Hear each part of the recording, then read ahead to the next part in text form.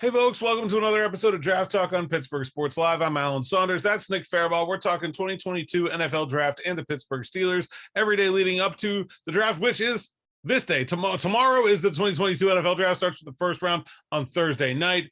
And we're wrapping up our position-by-position preview of this draft. Today, we're going to talk tight ends and outside linebackers, two positions that I categorize today as depth needs for the Steelers, and I think important ones that really we haven't talked about a lot, or feel like the Steelers sort of draft media hasn't talked about a lot, but one position that I anticipate them adding to between now and the start of the season.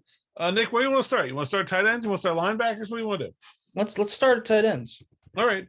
Obviously they've got Pat Freiermuth, who was a very strong rookie last year. I thought Zach Gentry had, as far as Steelers that were returning players from 2020 to 2021, he may have had the single biggest improvement in his game last year. I thought he really came a long way. I feel like he's at least a serviceable tight end too. He's a pretty solid blocker. He's not, anything crazy when it comes to a receiving threat. So they need a third guy there. They got Kevin Rader. They got Jay Sternberger, who was on the practice squad.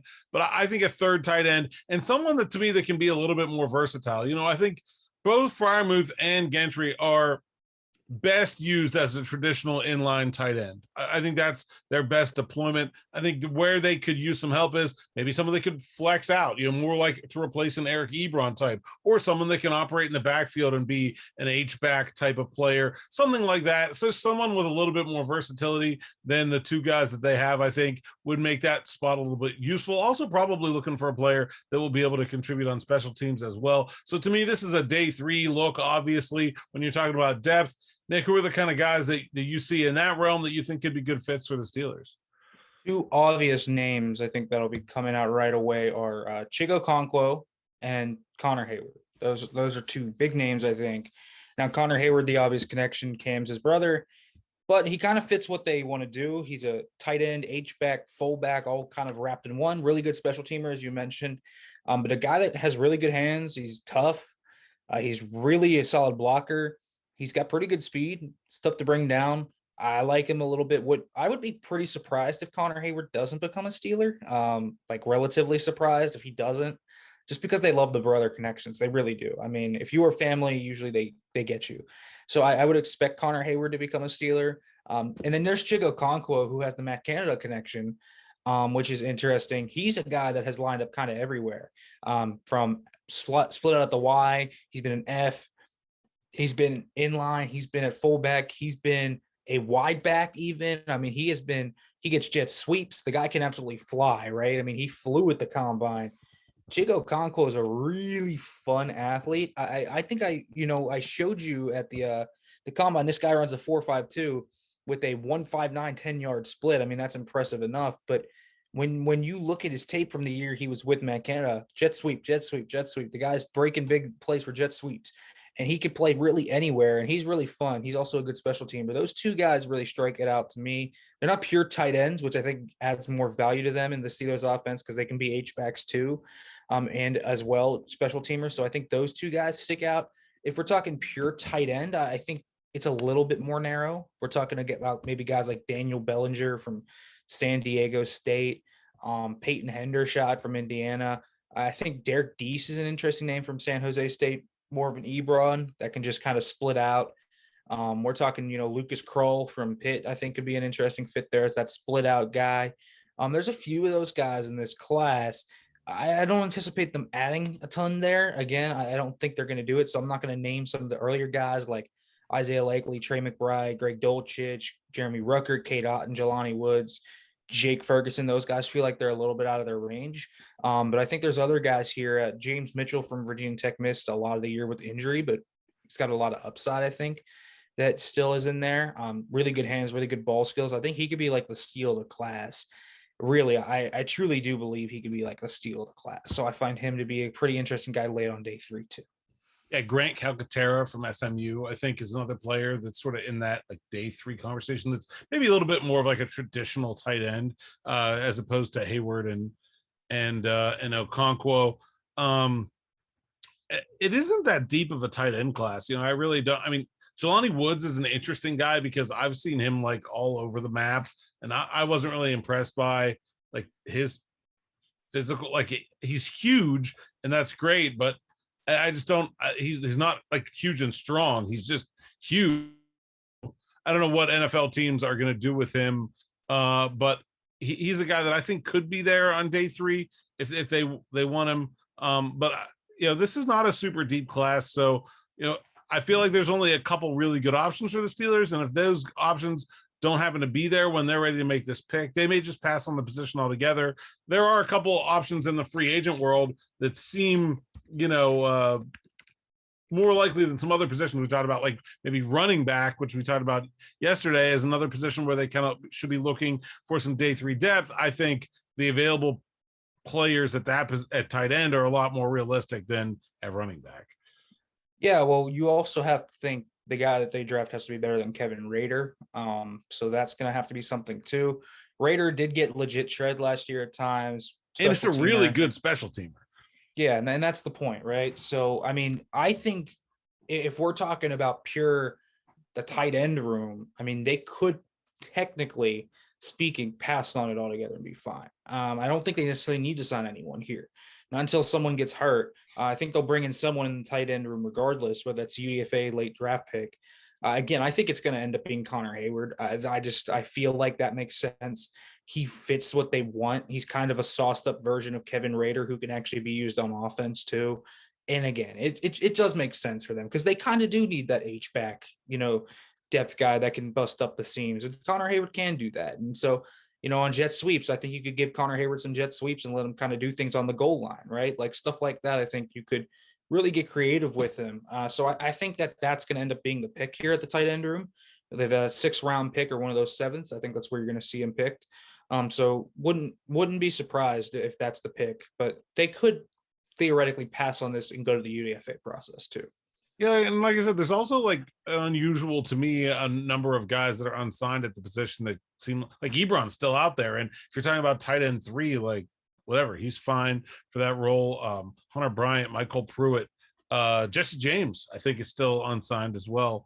So like there's options out there. If they don't get a guy in the draft, they can go to the late free agency process here. And I feel like there's a little bit more depth available. I think they have more depth too. Jay Sternberger, interesting guy in the practice squad too. Like not a total nothing there as well. Let's flip to the other side of the ball to edge where, obviously the Steelers are set with TJ Watt. They really like what they have on the other side in Alex Highsmith.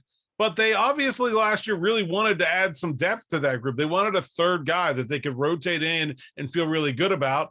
And, that didn't work out very well. They signed Melvin Ingram. He wasn't happy with the role, asked for a traded into Kansas City, and that didn't go very well. They've made some moves since then to shore up the position. They have Derek Tuska back. They signed Gennard Avery. But to me, this is still a position that really lacks depth. And it lacks quality depth that you feel good about going forward, both from a rotational aspect. I think Gennard Avery can fill that role, but also just, from a, what if there's an injury? Do we feel good about our depth at the position? I'm not sure they really can, given the 4 guys they have there.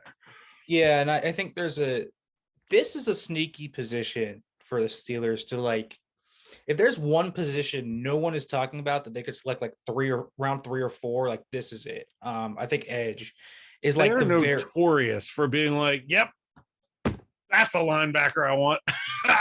They do it all the time. Even when they don't really seem to need one, they take outside linebackers. And this year they certainly do seem to need one. So I think we're talking about them like they should be a day 3 depth need, right? You're looking for a backup, a 3rd or a 4th outside line, really honestly a 4th, because I think Gennard Avery will be that 3rd outside linebacker, but a 4th outside linebacker, that's a day 3 need. But it would not surprise me at all for the Steelers to be like, oh, that guy's here 3rd round, oh yeah, we're doing that. Yeah, like that's the one position. Like everyone's talking about safety, corner, linebacker, tackle, interior line, everyone's talking about receiver. I think this is the like sneaky position. I don't necessarily think they're going to do it, but here's the cool thing about edge. It's also a really good class. It's a really good class of edge rushers. I think you and I could both agree to this. Down in Mobile, the edge rushers were kicking some real ass. It was domination. It was, and like just look at all the guys that were there. Jermaine Johnson, Ajabo's really good. We're talking about guys that the Steelers aren't going to take, like Boy Mafe, Karlaftis, Cameron Thomas, Arnold Ebiketie, like guys that aren't going to get there. But they've had like some sneaky big interest in some of these guys. Like Nick Benito had like a big time formal with them at the combine. I remember that where, I think it was like all the big wigs were there for his formal. So that's kind of interesting. That they're showing some interest. I think Drake Jackson from USC is always an interesting player, just because USC guys.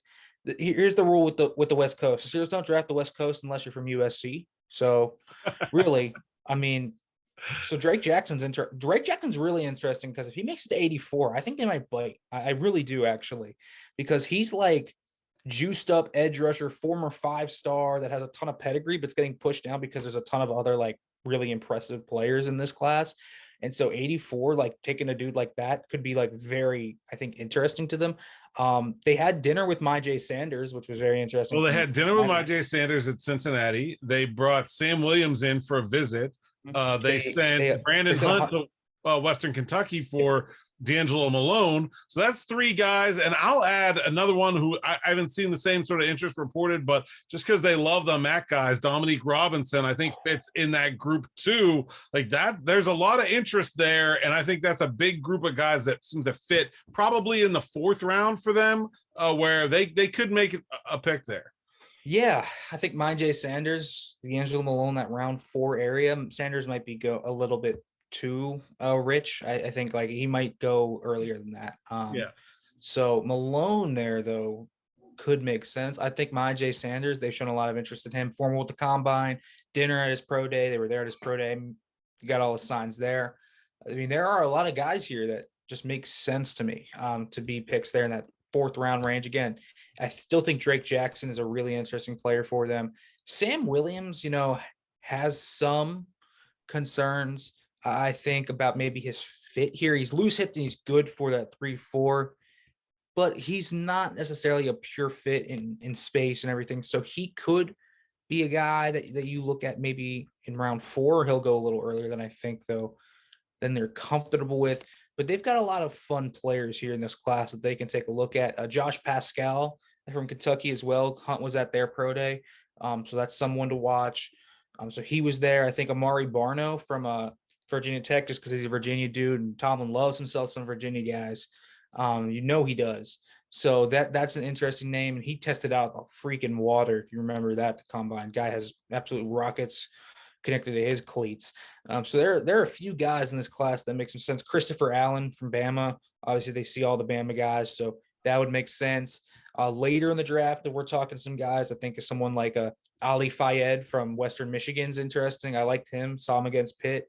Did some good work against Carter Warren. And if Carter Warren's going to end up probably being a day 2 draft pick next year at tackle. So I think he's a nice player. I think there's a few really solid players in this class at this position. I really like this edge class. So Alex Wright from UAB. I mean, there's a few guys here in this 3-4 range that I think the Steelers, if they want an edge rusher, they'll probably be able to get a nice one.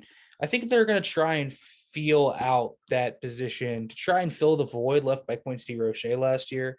I think, ideally, getting snagged was just looking back on it, it still is kind of a bummer because, he stays on the roster for the Giants the entire year. And yeah, Quincy Roche might not end up being, anything, but played in 14 games for them. And so 2.5 sacks in his rookie year as a 6th rounder with 5 tackles for loss. I'll take that any day of the week. So better production than the Steelers got out of Derek Tuska and Taco Charlton, that's for sure. Yeah. So that's like a bummer loss for them. I still think it was a mistake to release him anyways. I think everyone kind of knew it was. And then he got stashed by the Giants. So I think that this is going to be kind of trying to replace him, which is whatever. I don't know if they're going to have a guy like him fall to them in round 6. That was kind of a marvel that he fell there. No one expected Quincy Roche to be there in round 6 last year, if you remember that. Yeah, well, that's sort of the thing, is that group that we talked about in that 4th round range, like Robinson, Williams, Barno, Malone, Allen, like if one of those guys does make the fall, into the 5th or 6th round, they could maybe move up from one of their 6 picks to go get him. Or if somebody happens to fall into the 6th, like that's that time where it's like, oh, here's the edge rusher. Got him. He's ours. I can definitely see that as well. Yeah, the Steelers value edge rushers a lot. And so I think that we could have, if one of the guys that they like really falls to like round 5-ish, we could see a scenario where maybe they do a louder milk situation where they trade a future capital thing. I mean, maybe they trade their future 4th again to go back into the 5th to get one of the edge rushers. I don't know. Yeah, It could happen. Not getting a comp pick next year though. They've been pretty active in free agency, so that was one of the reasons they decided to do that Loudermilk trade, and not happening this year. At least not the way things stand right now. Yeah, you won't get that, but I mean, if they're comfortable enough, they could. It's kind of up to them though. But if they like that edge rusher enough, I mean, hey, don't be surprised if they do it. Otherwise, you just take him at 138 and kind of are like, okay. But again, I think edge rusher is one of those positions that is a sneaky like 3rd, 4th round pick if they want. Could be later too. Won't be any earlier than 84. I can't see him going any earlier than that. But it could be one of those sneaky picks. Also could see them anytime in the draft. Could very easily, if the board doesn't fall the way they want, they also could just leave the position alone really and try and get one of their UDFA standouts like Ola Adaney, Tuzar Skipper, Jameer Jones, one of those guys. They're good at edge scouting, man. They find good edges. And I mean, they'll probably find some dude in that heap of the UDFA process to come in here and somehow rock Steelers fans' world, and he'll be the next preseason star. Yeah, I can certainly see that happening as well. Nick, it's been a lot of fun breaking down position by position. Tomorrow, we're going to go through what we think is going to happen. And then immediately after that, we'll be proven wrong. And so that's good that we just get it out of the way quickly. And we'll also have, of course, our live draft talk show on Thursday night. Where you're going to be joined by Mike Asti, and we'll talk. I don't know. I'll probably be on the south side and hopefully be able to jump on with you a little bit through as we go through the night and as we lead up to the Steelers pick at number 20 and go from there. Anything else before we wrap things up here with Draft Talk? Nope, think we're good. All right, that's Nick. I'm Alan. Thanks for watching Draft Talk on Pittsburgh Sports Live. Make sure you like and subscribe to notifications on the YouTube channel. And you can find us anywhere you find podcasts: Apple Podcasts, Google Podcasts, Spotify, Transistor, all those things. We are there. Draft Talk with Alan and Nick. Thanks for watching. Thanks for listening. Have a great day. And we will see you tomorrow. It's draft day.